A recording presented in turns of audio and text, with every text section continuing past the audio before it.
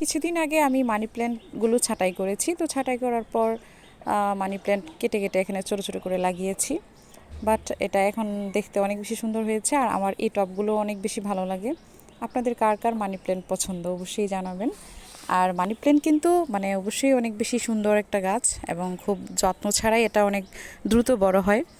তারপরে এই যে এখানে এটাতে লাগিয়েছি, এটাতেও খুব সুন্দর করে একদম কি বলে একদম শাকের মতো হয়ে গেছে, দেখেই মনে হচ্ছে যেন চিংড়ি মাছ দিয়ে ভুনা করে খেয়ে ফেলি।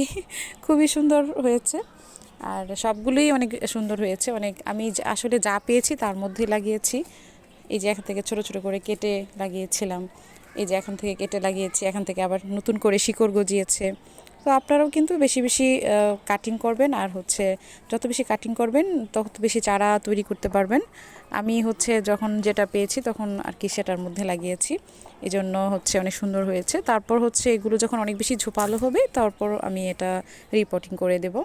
এই যে দেখতে এত বেশি কিউট লাগছে আমার। হচ্ছে এগুলো আমি রুমের ভিতরে টেবিলের উপর রাখি, তারপর হচ্ছে বেসিনের মধ্যে রাখি, তখন একটু সবুজ দেখলে সত্যি অনেক বেশি ভালো লাগে।